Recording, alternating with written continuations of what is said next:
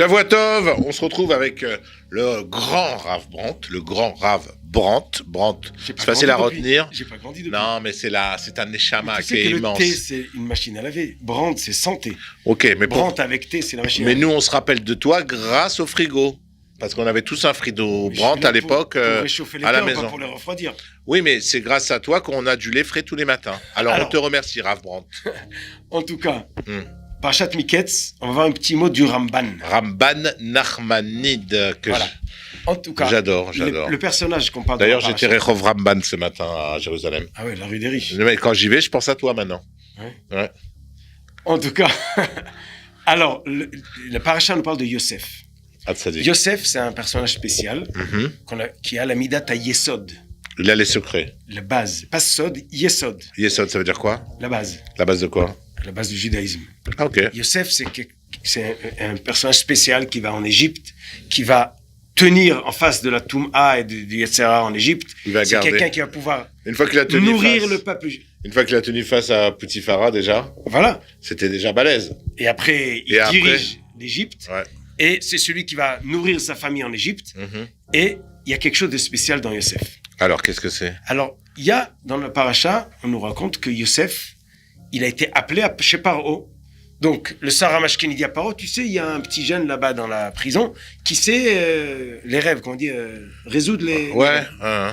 Donc, qu'est-ce qu'il dit? Allez le chercher. C'est marqué, ils sont allés, ils ont sorti Yosef du puits, et il s'est rasé, et il a changé les habits. Et Rachid dit, mais pourquoi? Pourquoi il s'est rasé, il a changé les habits? Parce que les habits de prison, c'est pas les habits d'un roi. Bah oui, il était sale, là. Mais le Passouk ne nous dit pas qu'on lui a demandé de se raser, de changer les habits. Paro, il a dit, amenez-le-moi, ils l'ont sorti. Mais qui lui a coupé les cheveux? Qui lui a changé les habits? Le coiffeur? Non. Oui, l'esthéticienne? Mais qui c'est qui a décidé ça? Rachid dit, c'est lui qui l'a fait en l'honneur du roi. Yosef qui fait 12 ans de prison, sans aucune raison, on vient le chercher. Qu'est-ce qui va maintenant se casser la tête? Est-ce que quand je viens devant le roi qui m'a besoin, j'ai l'air bien ou l'air pas bien? Alors, je peux te donner une explication? Oui. On parlait de Miketz, de la fin de la galère, en fait. Yosef a compris, quand on est venu le chercher, que la roue, elle tourne dans la vie. Et que maintenant, les 12 ans de malheur qu'il a eu, c'était fini. Lui, il a compris que c'était pas, il allait sortir et revenir en prison. Il a compris qu'il y avait sur lui une promesse qui avait été faite, qu'à partir d'un certain temps, tu vas galérer pendant 12 ans en prison, mais à un moment, ça va s'arrêter, Miketz, ça va s'arrêter à partir de ce moment-là, et ta vie, elle va changer. Et lui, il a eu la névoie, la base de comprendre que c'était son moment. Donc, à partir du moment où il sort de prison, c'est pas de prison qui change, c'est de vie qui va changer. Il va passer de prisonnier à presque le pharaon, c'était le bras droit du pharaon. Mais tout ça, lui, il le savait. Il savait que il devait passer par ça pour arriver à ça. Donc, quand on l'a sorti, il a compris que c'était une sortie définitive et que toute sa vie allait changer à partir de ce jour-là. Tout est juste ce que tu dis, mais il a pris une initiative et il s'est posé la question, comment je vais avoir l'air devant Paro? C'est-à-dire, Rachid dit, en l'honneur de Paro, il est préoccupé à honorer Paro le jour où il le sort en retard, entre guillemets, de prison, pour soi-même. Et lui, Yosef, au lieu de venir comme il est, il dit, voilà, je suis un misken de prison, tu as besoin de moi, je suis prêt à t'aider. Oui. Non, il va se mettre bien. Parce qu'il savait que le rôle qu'il devait jouer pour Am Israël, pour le bien d'Israël, allait être auprès de Paro. Donc, il doit faire l'effort pour déjà être bien habillé. Pour être prêt. Il est prêt. Dieu lui a dit, voilà, allez, ton moment, il est venu, faut que tu te prépares, c'est maintenant ton moment. Alors, il se prépare. Très jolie explication. Merci. Le Ramban, dans la paracha de semaine dernière, il remarque la même chose chez la femme de Potiphar. Quand Yosef, il s'est sauvé, quand elle l'a attrapé pour faire une faute, il a laissé son habit chez elle. Pourquoi? Parce qu'elle l'a attrapé par l'habit et il s'est sauvé. Alors, qu'est-ce qu'il aurait pu faire?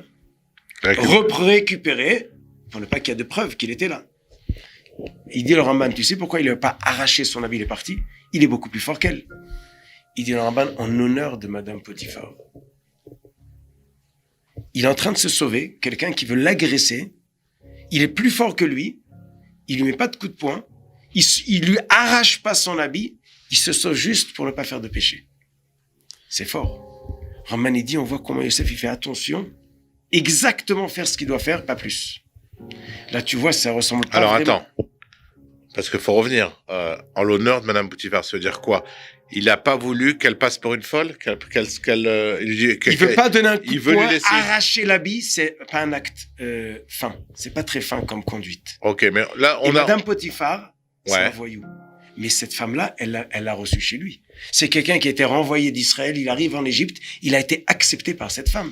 Il a habité là-bas pendant 1 an. Oui. Donc, il doit se sauver parce qu'elle est dangereuse, mais est-ce qu'il lui donne un coup et il lui arrache l'habit et il sort, ou il se sauve et il laisse l'habit? Tu sais à quoi ça me fait penser? À une comique en France, Camille Lelouch. Elle a son grand-père qui est sorti des camps. Et quand elle est sortie des camps, l'officier américain a arrêté les nazis qui étaient dans son camp à lui. Ils ont donné le pistolet à son grand-père. Ils lui ont dit, vas-y, venge-toi, tue-les. Et qu'est-ce qu'il a fait le grand-père? Il leur a rendu le pistolet aux Américains. Ils sont comme ça, ils me rendront jamais comme eux. T'as compris? Après, l'Américain, il a tué le mec, d'accord? Mais lui, il a dit, eux, ils sont comme ça. Malgré ce que j'ai vécu, ils me rendront jamais comme eux. Donc cette histoire de Yosef a fait un peu penser à ça. Potiphara, elle est moisie, d'accord? Lui, il veut rester celui qu'il est au fond de lui. Il veut pas aller la taper, le rentrer de s'abaisser, de devenir comme elle, quoi. Il se sauve et il lui laisse. Et maintenant, mieux que ça, c'est que tu as dit au début que Yosef, il avait les bases. Il a la base, Midat Yesod. Voilà. Il a la base, se dire quoi? Se dire qu'il doit connaître son histoire. Il sait par quoi il doit passer et il sait ce qui va devenir au bout. Comme on a dit que quand il sortait de prison, il a su que il allait devenir que l'étendure était passée. Je pense quand il est parti, il s'est sauvé de Potiphar. Il a su aussi que c'était la période difficile qui c'était prévu. Voilà. Il a fait. Alors Yosef, on le reproche qu'il a demandé au Sarah Mashkin, rappelle-moi chez Paro. Pourquoi? Parce que tu dois compter sur Dieu, pas sur lui. Et tout ça, ça amène Paro, quand il part, il entend le rêve. Il raconte le rêve. Et Yosef, il lui explique. Paro, il a écouté ce qu'il a dit plus que les autres. Pourquoi? Parce qu'il a réussi à être préoccupé par la demande de Paro, l'aider dans ce qu'il a demandé et pas parler de soi-même. Quand quelqu'un, on lui pose une question, on demande de l'aide, aide ce qu'on t'a demandé. Ne te mêle pas dedans. À réussir à ne pas mélanger soi-même et la chose, c'est ce qu'on demande d'un grand personnage. Alors, tous ceux qui ont vu Aladdin, ils savent de quoi on parle, parce qu'ils ont vu comment était Jafar avec le sultan. Jafar, qui était le conseiller du sultan, il passait son temps à conseiller le sultan dans son intérêt à lui. Ah ouais. Voilà, non, mais... Mais d'ailleurs, c'est pas comment il s'appelle? Jafar. Jafar. Mais c'est pas seulement lui, c'est le monde entier, à part Yosef. Voilà. C'est pour ça que Yosef, lui, il est arrivé là où il est arrivé, et il était le fils de Paro, parce que Paro était convaincu qu'il s'occupe que du bien, faire du bien. Voilà. Et il va ni rendre du mal à celui qui a fait du mal, ni remplir ses poches. Et d'ailleurs, quand il dit à ses frères, allez dire à papa de venir, c'est marqué, il dit, si tu restes là-bas, tu vas rester pauvre. Ça veut dire quoi? Il dit le Ramban, je pourrais pas t'envoyer beaucoup à manger. Parce que si je t'envoie à manger en Israël, ils vont croire que j'envoie en Israël pour faire du business et investir là-bas, pour m'enrichir dans un autre pays, pour me sauver un jour. C'est que Yosef, il fait attention de ne pas faire d'actes qui vont avoir l'air qu'il s'occupe de soi-même au lieu de s'occuper de le pays.